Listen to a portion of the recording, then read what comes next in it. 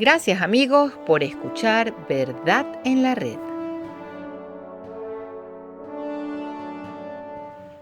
El video de hoy es para hacer una aclaratoria al comentario que hicieron en un café con Galat en el video titulado ¿Qué nos dice la Inmaculada Concepción de María? En este video, el narrador del programa se excusa y dice que ellos no son lefebrianos y que jamás lo serán, pues estos tienen una posición cismática y que no aceptan a ninguno de los papas postconciliares, y que ellos, la gente de Un Café con Galat, solamente están en contra de uno, que es el Papa Francisco. Sirva esta temática para aclararle a los que nos calumnian tachándonos de lefebristas que no hemos sido, ni somos, ni seremos del círculo de Monseñor Lefebvre, a quien respetamos, pero no hemos acompañado ni acompañaremos en su cisma. Nacimos en la Iglesia Católica, a ella pertenecemos y la veneramos tal como es, y en ella esperamos morir. Los cismáticos que ya se apartaron de ella son los herejes que niegan las verdades de la fe. Queremos hacer la salvedad que admiramos el trabajo del Dr. Galat y su equipo. Admitimos su valentía y le damos nuestro apoyo, pero no podemos quedarnos en silencio ante ciertos comentarios injustos y errados que queremos pensar que aunque el equipo del Dr. Galat es muy versado en verdades católicas, obviamente hay otras que ignoran. Primero, quiero recordarles a Café con Galat que ustedes están excomulgados, lo cual es absurdo, pero ya tienen la etiqueta de excomulgados. Y esta etiqueta no viene por la cantidad de papas rechazados. Serán uno o más papas. Excomulgados no viene con la cantidad. Pero como ellos alegan que los obispos que los excomulgaron están automáticamente excomulgados por sus herejías, esa excomunión es inválida. No, Café con Galat, si hay algunos en cisma, no son los que ustedes llaman despectivamente los lefebristas. Si hay algunos apartados de lo que son las enseñanzas de la Iglesia y sus tradiciones, son aquellos que se han contaminado con influencias protestantes. Como podríamos decir, aquellos que gustan y siguen la renovación carismática, por ejemplo, ¿no les parece? Movimiento fuertemente protestantoide. Esto de que la Sociedad Sacerdotal de San Pío X no está en cisma y que por el contrario, muchas de las innovaciones del Segundo Concilio Vaticano y posteriores a este de la Iglesia Conciliar sí lo son, no es opinión de un oyente cualquiera de Un Café con Galat. Quien hubiese escuchado alguna conferencia del reverendo padre Gregorio Hess, que Dios lo tenga en la gloria, quien fuese no solamente doctor en teología tomística, sino que además tenía un doctorado en ley canónica y además sirvió 15 años entre cardenales en el Vaticano, sabría que lo que estoy diciendo yo lo defendía él en múltiples conferencias. Lamentablemente, sus conferencias están en inglés, pero para aquellos interesados les dejaremos un link y les recomiendo que el que pueda escucharlo lo haga. Ahora aclaremos. La Sociedad de San Pío X reconoce, escuchen bien, reconocen a los papas postconciliares. Es más, no pone en duda el pontificado del actual Papa Francisco, como lo hace Un Café con Galat. Pero lo que sí han hecho, hacen y harán siempre es rechazar las deformaciones al magisterio de 2000 años y sus tradiciones, así vengan del propio Papa. Ustedes, Café con Galat, rechazan al Papa Francisco porque se les acaban de abrir los ojos. El arzobispo Monseñor Marcel Lefebvre vio el proceso del Segundo Concilio del Vaticano en vivo y con el conocimiento profundo que tenía del magisterio y de la tradición de la Iglesia, no pudo quedarse callado ante la súplica de seminaristas que rogaban la apertura de un seminario decente donde no se estuviesen llevando a cabo todas las deformaciones que estaban causando que los seminarios se vaciaran, como de hecho se vaciaron.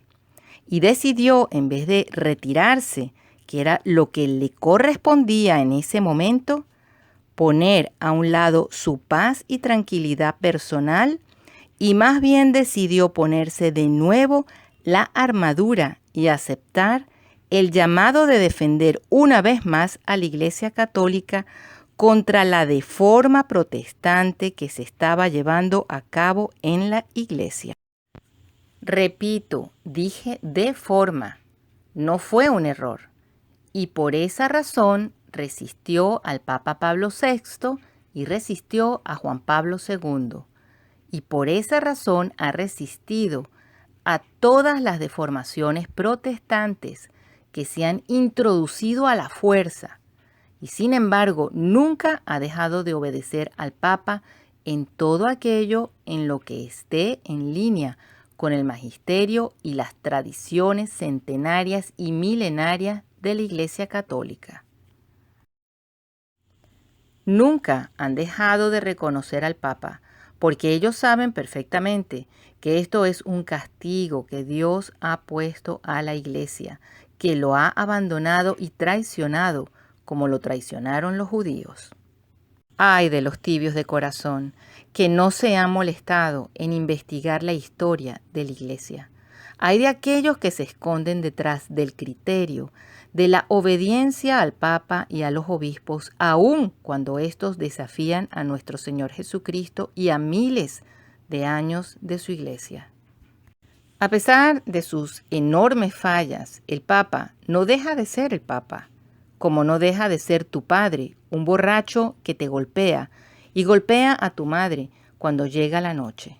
Este Papa y los otros 4 anteriores, excluyendo a Juan Pablo I, ya que murió muy pronto y en extrañas circunstancias para incluirlo, por horrible que suene, no son ni fueron ningunos santos, ni mucho menos ejemplos de vida dignos de imitación para los católicos. Estudien la vida de estos hombres, ninguno de los cuales hubiese subido a los altares de santidad. Si posteriormente al concilio no hubiesen relajado en forma extrema las reglas para las canonizaciones, reduciendo los requisitos y eliminando la figura del abogado del diablo. Aquellos de quienes despectivamente Café con Galat se refirieron como lefebristas no enseñan ninguna filosofía inventada por el arzobispo Marcel Lefebvre. Lo que se enseña allí es la verdadera y milenaria fe católica. No es solamente la misa tradicional lo que se celebra en la Sociedad de San Pío X, y lo único para mantener la fe es también la doctrina que se imparte allí. En medio de esta crisis sin precedente en la Iglesia, cuando un número inmenso de fieles están apartados de los dogmas, con el colapso de la liturgia, completo colapso en el sacerdocio, con tanto escándalo en el clero, la falta de vocaciones, el cierre de seminarios y parroquias. En medio de todo esto, solo 4 cismáticos en el mundo, los 4 obispos de la Sociedad Sacerdotal de San Pío X. Y los continúan llamando cismáticos, aun cuando la excomunión les ha sido levantada la supuesta excomunión. Esto es verdaderamente perverso. Grave error, Café con Galat. Enmienden esta injusticia que han hecho, porque es de hombre fallar, pero es de grandes hombres reconocer y corregir. Si vamos a hablar de la verdad, si un Café con Galat va a hablar la verdad, debe hacerlo completamente, instruyendo a su audiencia, que sea de paso, lo hacen, si es verdad, lo hacen, pero en historia posconciliar no lo hacen. Por ejemplo, Juan Pablo II, que fue el papa que se supone excomulgó al arzobispo Marcel Lefebvre, ya venía haciendo cosas cismáticas, heréticas, rechazando enseñanzas importantísimas de papas que lo precedieron. ¿Sería que Monseñor Lefebvre era una piedra de tranca para llevar a cabo todas estas deformaciones modernistas que vemos dentro de la Iglesia? De las cuales nos advirtieron papas preconciliares, la Santísima Virgen en sus apariciones como la Salet, Fátima y la Virgen del Buen Suceso en Ecuador.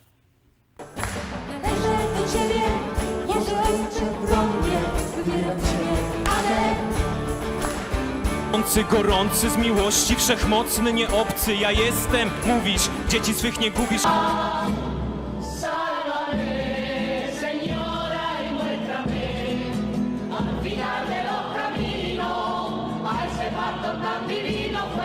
Muchísimas gracias una vez más, Padre. Muchísimas gracias por la presentación.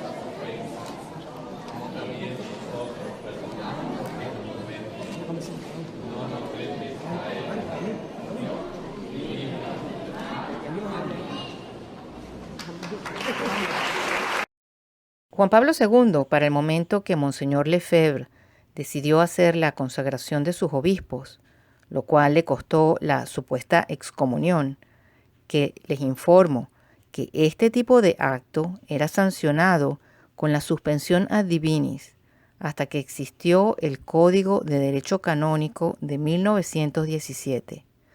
Toda una tradición bimilenaria cambiada por el nuevo Código del 1983. Tal vez para amenazar a los que estaban a disgusto con las locuras de Asís. Bueno, el arzobispo Marcel Lefebvre tuvo que actuar así porque Juan Pablo II estaba desenfrenado con los actos de Asís.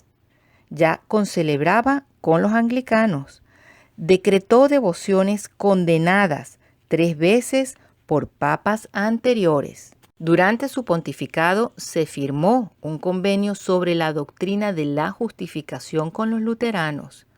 Promocionaba un nuevo adviento, una nueva evangelización. El lobby gay en el Vaticano se destapó. Apoyó movimientos como Taizé, que abrió más la puerta a la locura ecuménica. Y la teología de la liberación incendió Latinoamérica.